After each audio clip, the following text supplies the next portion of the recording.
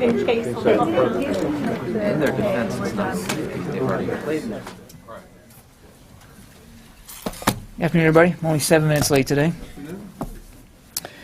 Look, I want to start, I know you've seen the Secretary's statement, but I would like to go over it again with respect to the terrorist attack on the Pakistani school.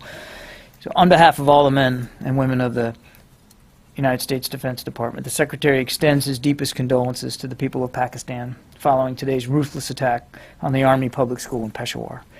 This heartless slaughter of over 100 innocent students and teachers was an act of pure cowardice. The United States remains committed to supporting Pakistan in its effort to combat extremism and to ensure stability in the region. As we stand firm with the Pakistani people and military in their fight against terrorists, we also honor their sacrifices and join the victims' families and loved ones in their mourning. With that, Lita. John, two things. Can you bring us up to date on Iraq, the flow of troops that are going to be going in? Now that the funding has been approved, can you give us an idea of sort of the pace and over what time period can we expect to see that additional 1,400? The Iraqi Train and Equip Fund, as you know, is part of the NDAA. Has not been signed yet into law. That said, we do know we're grateful for the support that we got from Congress, and we know it's coming.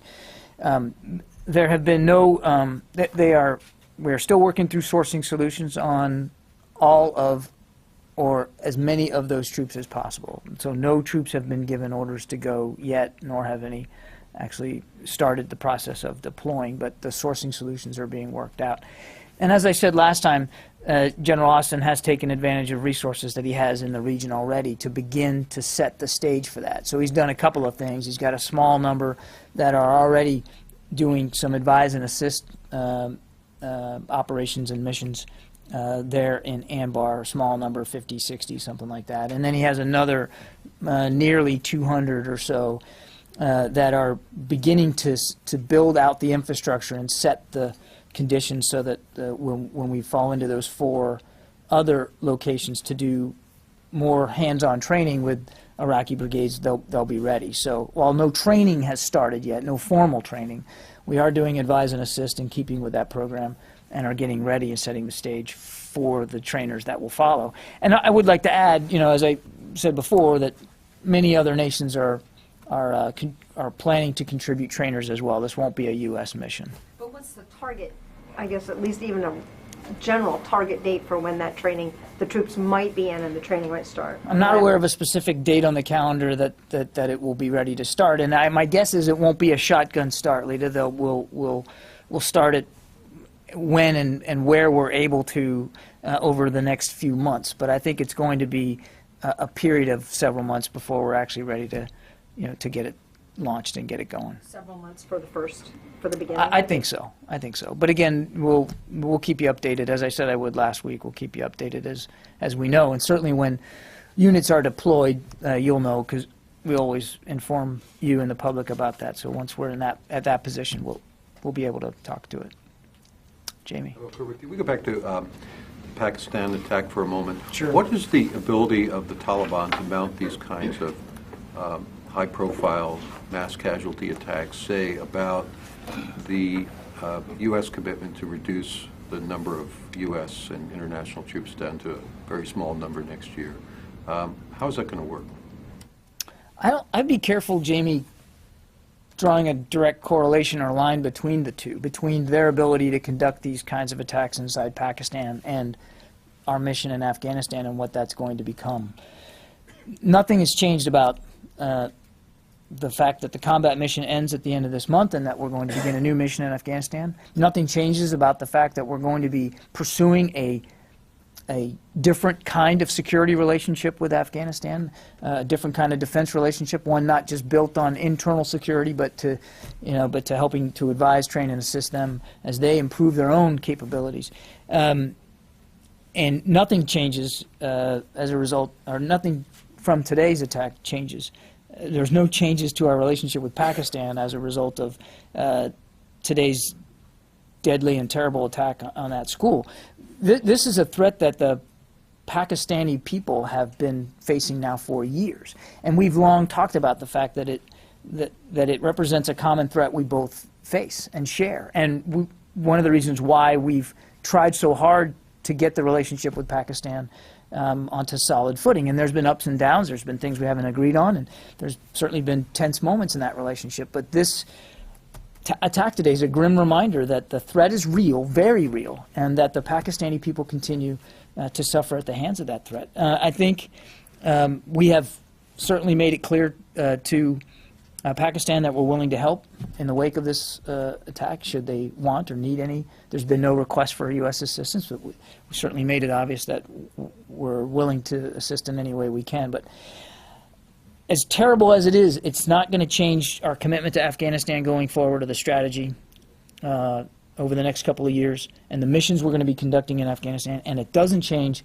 the kind of relationship we want to continue to pursue with Pakistan. If I could just follow up for a moment. So the Taliban, I mean, this attack was in Pakistan, obviously. Yes. But the Taliban has also conducted a series of various high-profile attacks in Afghanistan. We all saw what happened in Iraq, when Iraq was seriously challenged by insurgents within the country, and the forces there were not up to the case. So what gives you confidence that this strategy that is being employed in Afghanistan is going to work, given the Taliban's continued ability to strike this way? A couple of things give us more confidence, Jamie. One, let's start in Afghanistan. The Afghan National Security Forces are very capable. They are already leading security operations in their country, and for all intents and purposes are in conducting all the combat missions inside Afghanistan, and they're doing it quite well. They secured not one but 2 elections this year that the Taliban were unable to disrupt or affect in any major way. And yes, there's been some sporadic violence inside Kabul. I'm not minimizing that, but that's also that's also somewhat expected. As the mission gets ready to come to an end there, that the Taliban would try to do this to divert attention from the fact that real progress has been made, and that Afghanistan is a more safe and secure environment than it was even just 6 months ago. So it's not that we haven't expected that they would do this kind of thing. It is still a dangerous place. Nobody's walking away from the fact that Afghanistan still remains a dangerous place, which is why we are heartened by the fact that we have a bilateral security agreement, which is why we're working with our allies and partners to fill out sourcing requirements for the Resolute Support mission that will start in January. And it's why we, as I said earlier to you, we want to continue to have a more normal defense relationship with Afghanistan than one we've had over the last 10 or 12 years. In Pakistan, again, this is not a new threat the Pakistani people have faced. And what I wouldn't say, this isn't about confidence or arrogance, but the Pakistani military has also proven quite adept at dealing with this threat over the last several years. They have taken a lot of casualties. They have inflicted a lot of casualties on the Taliban in the border region, and they continue to do that. As a matter of fact, as you well know, the Taliban claim responsibility of this as an act of retribution for the pressure that's been put on them by the Pakistani military of late. So this is a military, an armed force that is very capable and competent at dealing with this, and I suspect you'll continue to see them go after that threat. But nobody's minimizing the fact that the Taliban still remains organized and still remains capable of doing this kind of thing. I think when you see something like what happens today and the recent attacks we've seen in Kabul, I think it just steals all of us, not just Afghans, not just Pakistanis, not just Americans, but all of us, all the coalition and partner members, to make sure that we continue to stay dedicated at this going into 15. But as you pointed, yeah, I just want to follow up to something you said. You pointed out that this attack was a response to the Pakistan, to their military action. They claimed it was. Sure. They claimed it was. It's pretty obvious. So should we expect to see then more attacks like this as a result of the military push that they've made, that the U.S. has encouraged? You'd have to ask the Taliban what their intentions are, Justin. But I mean, what's the alternative? To just do nothing every time a terrorist group decides to mount an attack like this, to just turn and walk away? I don't think that's good for anybody. And I don't think it's not only practical, it wouldn't be an effective response. I think you have to continue to apply pressure on these groups across a spectrum of capabilities, not just military capabilities, and I think you're going to continue to see all of us do that. Phil, I'm sorry, go ahead. Yeah, go ahead. On Pakistan. 4.5 years ago, we had a training effort there with when relations were better. We are now entering a period of time where Pakistan is, as you pointed out, taking a more aggressive hand toward extremists. What is the possibility to, restart that more hands-on relationship that was derailed by various events over the last 4.5 years in terms of more active partnership between the U.S. and Pakistani forces in Pakistan? Well, obviously, this is a matter of discussion between our two governments. As I said, we continue to offer whatever help we can to Pakistan. I wouldn't get ahead of decisions that haven't been made or discussions that haven't been conducted, but so I can't answer that speculative question. What I can say is that we continue to want to and to pursue a good, productive defense and security relationship with Pakistan, and I think you'll see that ends up being the case. But it has to be, they're a sovereign country, and these have to be decisions that they and the people of Pakistan want to make. Phil? On the future in Afghanistan, with the U.S. military presence there, one of the missions is going to be counterterrorism. And as we're all reacting to this terrorist attack in Peshawar, I think a lot of us are wondering, with some counterterrorism capability in Afghanistan for the U.S. next year, would terrorist attacks by the Afghan Taliban count?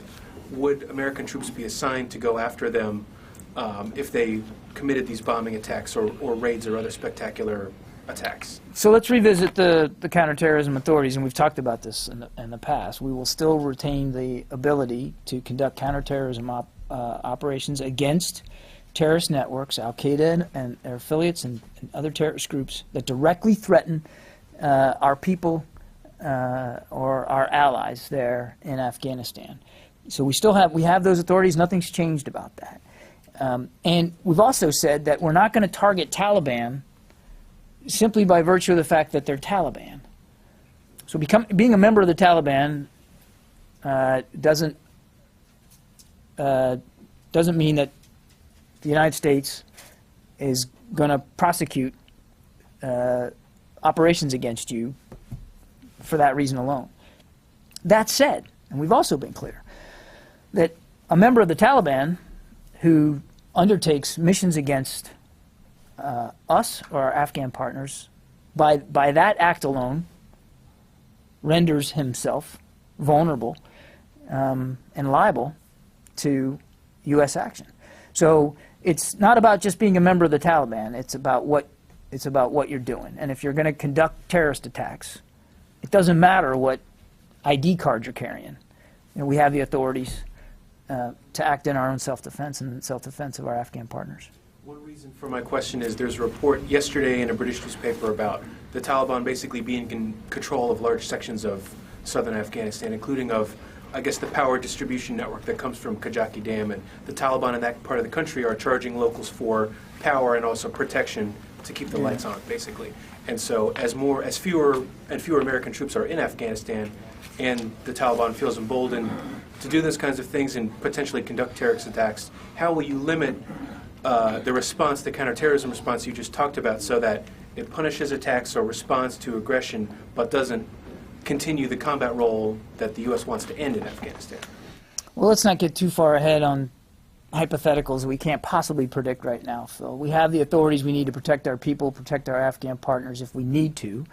And certainly the capabilities are resident there and will be going into 2015 to do exactly that. More importantly, and this gets lost in the discussion about this, is you have a bigger and more robust, more capable Afghan national security force ready and able to defend their citizens and their people. And they're doing that, and they're doing it quite well. And frankly, that's been the goal since the beginning, is to get them to the point where they can defend their people and their government and their borders, and they are more capable. Doesn't mean they don't need some help. We've talked about enabling capabilities that we're going to support them. But that's the real answer here to whatever threat the Taliban poses to the sovereign state of Afghanistan. It's the Afghan National Security Forces and the help that we're going to give them as a result. Yeah, John. Has the sourcing been worked out for this 1,000-troop bridging force that's going to be in Afghanistan early next year? Well, there's really no need for a sourcing solution, John, because what will happen is General Campbell will just not draw down to 9,800 at the outset, and he'll draw down to whatever number above that he needs inside that extra 1,000. And it may not be a full 1,000. It may not be 10,800. But he has the authorities now. He now has to keep in country that number which he believes he needs in order to buy space and time for our allies to come forward with their sourcing solutions. So the real sourcing solutions that need to be met are on our allies and partners, not on us. But do you know which units will be staying longer than anticipated? I don't have that detail, John. You can reach out to ISAF. They might have thought through that math. I just don't have that level of detail. Yeah. What is the total target number? Coalition and U.S. You mean beyond Beyond the 9,800, what is the total the target total number? Resolute support number? I think was about 12,000, and we can go back and check the numbers on that. But I mean that was back when NATO, endorsed and signed up to the Resolute support mission. It's about 12,000 total, I think, and we can get you an exact figure on that. Yeah. As this attack in Pakistan is concerned, if the Taliban wanted to divert their attention, why to attack the innocent school children? And second, do you see a difference between Pakistani Taliban and Taliban in Afghanistan? Because that's what the question today is about, that Pakistan is saying they are Pakistani Taliban. But according to experts and news reports, Talibans are Taliban, whether they are Pakistani or Afghani, because they were all once trained and financed by the Pakistans inside Pakistan. So how much is threat now in the future as far as if they are Pakistani Talibans? To your first question, I'm sure you don't expect me to try to defend the murder and the slaughter of innocent kids at a school, so I'm not even going to try to do that. On your question about the Taliban, and we've said this before, we don't look at them as one homogenous group. Do they share certain ideologies? Yes. And a radical view of the Muslim faith? Yes. And a belief that terror and murder and violence is a way to pursue those goals? Yes. But we also recognize that there are subgroups within those who call themselves Taliban who have different, more specific goals and objectives, whether it's geographically bound or ideologically bound. So I am not an expert on all the different groups, but we know some are more directed at Afghanistan. They direct their activities in Afghanistan. Some direct their efforts more inside Pakistan against the Pakistani government and Pakistani people. The point is that it's all terrorism, and it's all a common threat that we face along that spine between Afghanistan and Pakistan, a border which exists only on the map as you look at it, and not necessarily in the eyes of the people that live there, and certainly not in the eyes of the terrorists that use it as safe haven and sanctuary, which is why we've been for so long pursuing a tripartite relationship, at least from an American perspective, between us, Afghanistan, and Pakistan. And there's been several, we've had some good discussions very recently, in just the last month or so, between officials of all three governments. And there's more work to do, but it's got to be a comprehensive approach that we take in the region. You think finally it could be because of the 15-year-old Malala, when she was attacked by the Taliban, and now she is the Nobel Peace Prize winner, that you think they think that they get more attention by attacking little small children or something like again, that? I'm not gonna stoop to try to answer a question about these despicable motivations. I don't know, but it's just a barbaric thing that they did here, slaughtering innocent little kids going to school, and there's no way to justify that, and I'm simply not even going to try. Shifting to a different counterterrorism issue slightly, post-Sydney, even the Australian Prime Minister now says the perpetrator in Sydney, had a long criminal violent past, was mentally unstable, and counterterrorism officials looking at several recent cases see this trend of mental instability and criminal violent behavior in so many so-called lone wolf terror attacks. What I wanted to ask you, as you begin to look at this scenario, does it lead to any rethinking of the conventional counterterrorism strategy against ISIS, against the ISIS lone wolf attack, if so many of these people just basically are mentally violent criminals, as we just saw in Sydney? Is military counterterrorism, the counterterrorism strategy pursued by the U.S. military, by the intelligence community, is that enough anymore? Maybe it's a new era. I think we've recognized it's a new era for quite some time, Barb. There has been greater cooperation interagency and internationally between militaries, intelligence agencies, diplomatic organizations, and non-governmental organizations than I've ever seen before. And if we learn nothing from 9/11, it's the need to try to break down some of the stovepipes and walls between those kinds of agencies. There's a limit, so I can't speak for law enforcement, because some of this is clearly in a law enforcement lane. The fact that an individual self-radicalizes for whatever reason, and or has mental health issues that lead them to pursue violence against innocent people, that sometimes that has a military component, sometimes it doesn't. From a military perspective, we very much believe that there are capabilities we can lend to counterterrorism efforts that are important and effective, and we've seen that. We saw it in Iraq, and we're seeing it in Afghanistan. We're certainly seeing it against ISIL. There's also, and we recognize this, a limit to what purely military operations and military intelligence can do, particularly when you talk about a homegrown threat or an individual, say a foreign fighter who goes and gets radicalized and then would come back and visit violence upon his or her own civilian population. There's certainly a limit, and we recognize that, to what the military can do. Even against an organized, well-led, pretty well-resourced terrorist threat like ISIL, we recognize there's limits, and we've been saying that all along. We've conducted more than 1,200 airstrikes against ISIL, and we know we've certainly put them on the defense. They are definitely not in the same position they were before, and yet they still exist. They still pose a threat. We just talked about the Taliban and the threat that they can still pose from a security perspective, even after 12, 13 years of fighting in Afghanistan. So you have to be mindful of the limits as well. Can I just follow up also on the Taliban question after the end of this year? So if the policy is to no longer go after Taliban unless they pose a threat to the U.S. or U.S. allies, just to be crystal clear, does that let Mullah Omar off the hook, or do you still go after him for past acts? What would happen if you came across him and he's just sitting there as some person sipping a Mai Tai? You mean something like that? Look, I wouldn't get into a hypothetical here. I mean, but no, it kind of is. And plus, we also, we don't talk about targeting ahead of the fact or what we will or won't do. I mean, that's just not a good place for me to get into.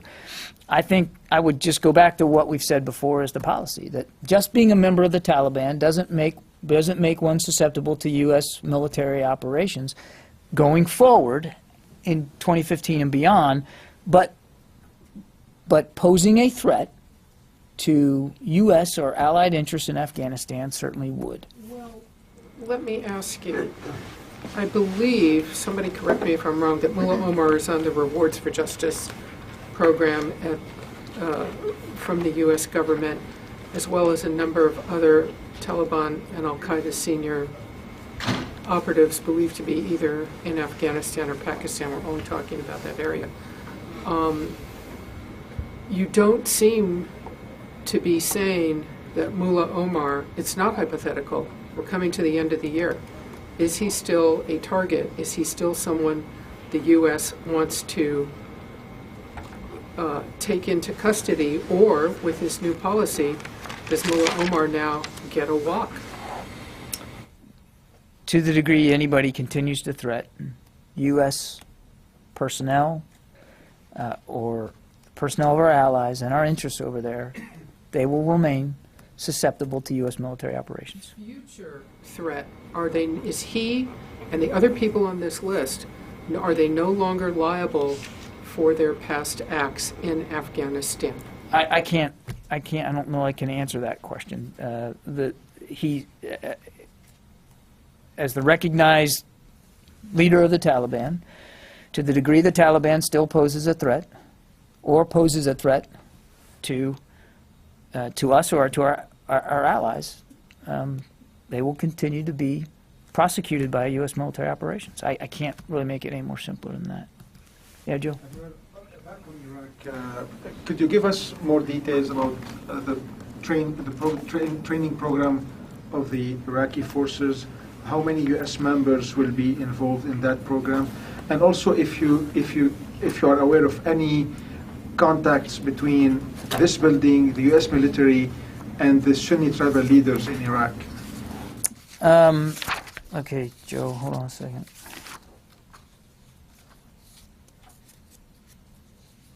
So we talked about the fact that we don't have we don't have the 50, to lead this question, we don't have sourcing solutions on the 1,500 additional. And remember, it could be up to 1,500. It may not be 1,500. But the way it'll break down, and I think I actually put this out when we initially announced this. So you'll have roughly, for the advise and assist mission, about 630 roughly. Again, it may not go that high. Some of those will be enablers. There'll be people that do logistics, command and control, intelligence support. And then you'll have, in the building partner capacity mission, the training mission, about 870 of those. Again, those numbers are flexible because we may not go up to that 1,500. The training hasn't begun yet. Again, I think I dealt with the status when I answered Lita's question. On your other question, there's been no direct, from the few advisors that we have out in Anbar, there's been no direct involvement with Sunni tribal leaders from them. Now, they are advising Iraqi leaders, and one of the things that we're working with Iraqi leaders on is to encourage their outreach to Sunni tribal leaders, but there's been no direct contact out there between the very small number of advanced advisors we have there and Sunni tribal leaders. That said, now, in the Office of Security Cooperation in Iraq out of Baghdad, which has had a footprint there since 2011, when we ended our the combat operations there in Iraq, they have had some contact with, as the due course of their duties, they have had some contact with Sunni tribal leaders in that part of Iraq, but there's been no direct advising, assisting, training of Sunni tribal leaders. Excuse me, just to follow up, but there is a plan to arm the Sunni tribes. It is something that we've been in discussion with Iraqi leaders about, and we've stressed the importance of inclusiveness here with the Sunni tribal leaders. I mean, there is a U.S. plan to equip and arm the tribes in Iraq. No, as we said before, that could be one iteration of the plan further down the road, but it wasn't going to be at the outset. The outset is to train Iraqi brigades, 9, and then 3 Pesh brigades. That's the focus at the outset. We have opened the door. We've said it could be possible that later on down the road there may be an equipping program or a part of it that would include some equipping of Sunni tribes, but that was something that hadn't been decided yet. It was something under discussion, and we just aren't at that point right now. John, in a briefing at CENTCOM for several reporters here from the Pentagon, the CENTCOM leadership there told us that it was up to the Iraqi government to reach out to the Sunni leaders and not the U.S. Mm-hmm. Is the U.S. going to be involved in trying to revive a Sunni awakening, or is it going to be up to the Iraqis to do that? No, Jim. It's, as I said to Joe, this is something we want the Iraqis to do, and we're not in direct communication and coordination with Sunni tribal leaders right now. We want the Iraqis to do that, and frankly, that's part and parcel of the whole advise assist mission itself, is to help them be more inclusive, and to be more comprehensive, and to be better at what they're doing in terms of defending their own people out there in Anbar. So there's no plans right now for a new awakening, as you saw during Operation Iraqi Freedom. We want the Iraqis to do this, but we are encouraging that. We have been encouraging that. We were encouraging Prime Minister Maliki to do that before he left office. So since some of these Sunni leaders have already made it clear that they still don't trust the Iraqi leadership in Baghdad, do you see a role for the U.S. to serve as some kind of middleman, a mediator? Well, now you're asking a question that may be better put to my colleagues at the State Department. I don't see a U.S. military role in that regard. Again, we want to advise and assist them to be more inclusive and for them to be better at what they're doing, and that's where the focus is on, is helping them get to that point where they're more inclusive of Sunni tribal leaders. Following up on that, what was Secretary Hagel's assessment of the Iraqi progress on the front that Mick has been asking about how well the new government is doing reaching out to the Sunnis? Sure. I think the Secretary, as he said to you guys when we left Baghdad, he came away from those meetings encouraged that Iraqi leaders understand the importance of doing exactly that, Julian, of being more inclusive and reaching out to the Sunni tribes. But the Secretary also understands that requires some energy and some leadership out there in Baghdad. And again, he's encouraged that they understand the need for it and that they will exert that leadership. But he knows that this is, this is a new government, so this is new ground that they have to tread. John, I just want to make sure I understand Barbara's line of questioning about the Taliban. Initially, it was just going to be Al-Qaeda. And then the mission was sort of expanded in next year so that the U.S. military would be able to go after Taliban fighters if they posed direct Can I threat. just stop you there for a second? But I don't mean to interrupt you, but nothing's been expanded. We have the authorities in counterterrorism going into 15 that we have right now. Right, I understand the authorities aren't expanded. The plan was to sort of limit it. The plan now is they aren't going to limit that. They're going to just continue doing what they have been doing. But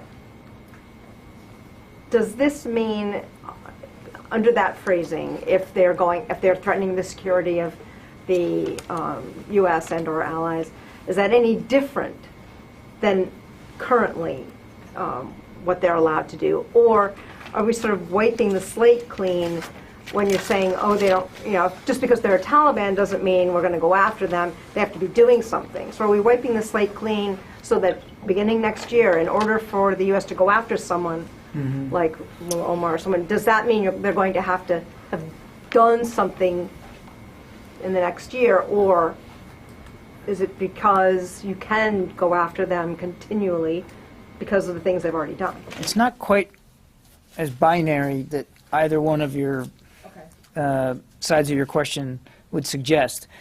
So if I could just look at where we are now. It's the middle of December. The combat mission officially ends at the end of the month. For all intents and purposes, it's ended. And Afghan troops and police have been not just in the lead, but almost solely conducting combat operations now for quite some time, for many weeks. So essentially, we are not actively engaged in combat operations in Afghanistan right now. That doesn't mean that, again, it doesn't mean it's a less dangerous place. We just lost 2 soldiers over the weekend in an IED attack. And it doesn't mean that between now and December 31st that U.S. troops won't be involved in conventional combat with the Taliban. Very well could happen. What I'm just saying is that the development of Afghan national security forces has reached a pace and the competency level that they are, for all intents and purposes, as you and I sit here, in full combat lead inside the country.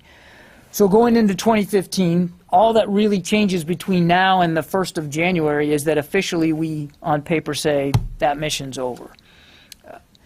Just on January 2nd, just like here on December, what is it, the 15th today? 16th? 16th, there, sorry. So just like today, January 2nd, if our troops are threatened, directly threatened, and it doesn't matter, as I said before, what ID card they're carrying. If there's a direct threat to our troops, they have the right of self-defense and to defend and to defend themselves, to defend their Afghan partners. Same will be true on January 2nd. If there's a direct threat, not just to us, but to Afghan partners in the field, and we have the ability and the resources at hand to help come to their defense, we'll do that. And it doesn't much matter at that point who it is that's shooting at them. We have that ability to go after them. What changes fundamentally, though, is from today, from the 16th to the 2nd, is that just by being a member of the Taliban on January 2nd, just by being a member of the Taliban doesn't make you an automatic target. It really it doesn't depend on who you are. It matters what you're doing. Does that make sense? Exactly, which is why I'm saying, so now, beginning January 2nd, it will be up to the Afghans to go after someone like a Mullah Omar or someone else like that. That's right. If to the degree that The U.S. will not aggressively go after Taliban leaders that they've been going after all this time. That's as correct.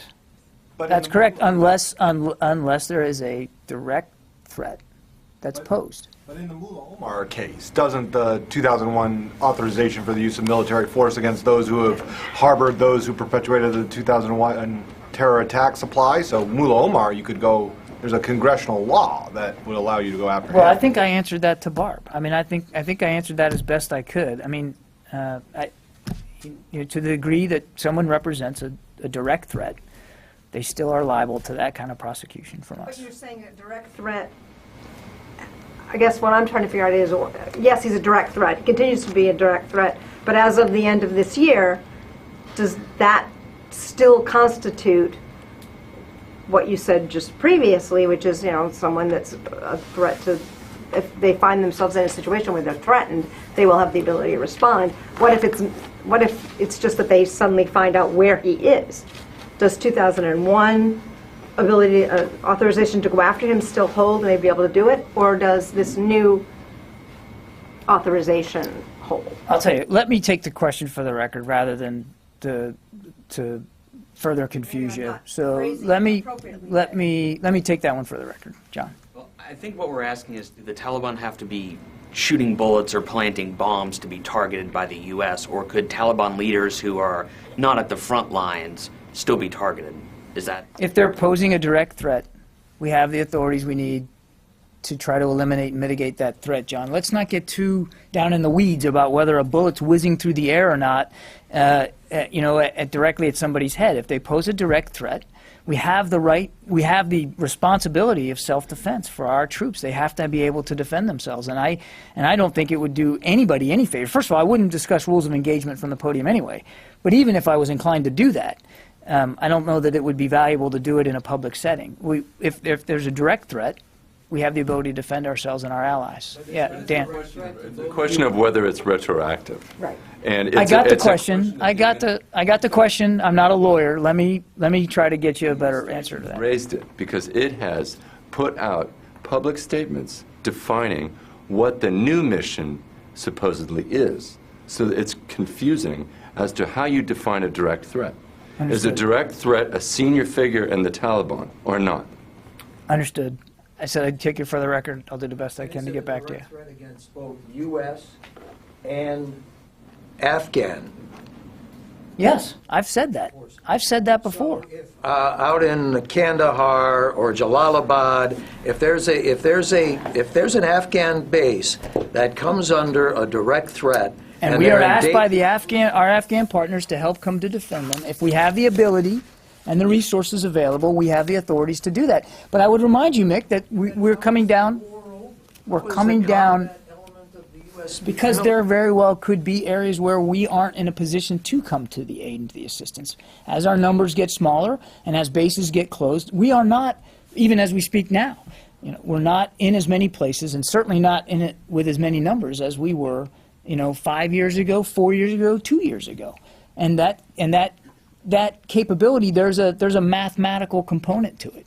Well, that sounds like war by an a la carte menu. Seriously, I mean, well, we can't help them here, but we can help them there. So how can the combat mission be declared over? The combat mission will be over on December 31st. We have the ability to defend ourselves and, to the degree possible, Afghan partners who come under direct threat from it doesn't matter who. If we can and we're able to, we can provide some assistance. But Mick, and what everybody's losing, I think, sight of here is the real goal in Afghanistan is Afghan national security forces that are capable and able, competent, resourced, and led to defend their own people. This is a sovereign country. And we get into this discussion about Iraq all the time. Well, why, you can't, you guys are angry because you can't embed. Well, we don't have the resources in there. It's Iraqi sovereign territory. It's up to the Iraqi people and the Iraqi government to defend themselves. it will be, and it is now, but it will certainly be going forward, up to the Afghan government and the Afghan people to fund, resource, train, and lead their own Afghan national security forces to defend them from the threats that that state will face, just like any state has that right and responsibility. We're missing the larger point here, that we have reached a period of transition in Afghanistan, a period of transition that we have actually been working for a long time, to make them better able to do this. And I think it's important that we stay focused on that and not on the individual, specific, detailed circumstances under which American troops may or may not come under fire, and by whom and how they would respond. I'll take one more. Louis. There was a social media report earlier today about U.S. troops at al-Assad coming into contact with ISIS forces. Is that correct? I've seen the press reports, Louis. I've seen absolutely no indications, no operational reporting that confirms that it's true. We have no reports of direct or indirect fire coming into al-Assad or the troops that are there. Personnel that are there are fine. I mean, the personnel that are there are fine, the U.S. personnel? Everybody's accounted for, no injuries that we're aware of. Again, we have nothing to confirm the press reports that there's been any fire, indirect or otherwise, taken at our troops that are working in al-Assad. I have no reporting that suggests there was any fire taken at al-Assad. Yeah. Sudan Campbell with the BBC. There have been reports, I'm wondering if you might be able to confirm them, that a U.S. vetted TOW operator in Syria by the name of Abu Omar has defected to al-Nusra and took U.S. military hardware and weapons with him. I don't have, that's the first I've heard of that. You'll have to let us look into it and get back to you. Yeah, Tony. Can I ask you a non-Pakistan, Iraq, Afghanistan question? Sure. Two things. What's the, how large is Ash Carter's transition team, and can you give a sense of some of the people on it? I don't have the exact list of people. It's a cross-departmental team that is being led by Mr. Lumpkin. He's got several people on it. I mean, I can get you a better number. I just don't have that handy. It's not enormous, but it's people across the Office of the Secretary of Defense's leadership team that would be in a position to help make this transition as seamless as possible. We're in mid-December. Is the 2016 budget now locked? A lot of people care about that subject. Do you have a sense of where, are you finished with the budget? We care about it too. I mean, but we're still, we are still working very much on the budget submission, Tony. It's not final, as far as I know. Will you go with the sequestration level, or will you go above the sequestration as level? As I told you before, we have to plan for multiple outcomes. All right, now I've already got you. Thanks, guys. Sorry I was late again. Let it go this time.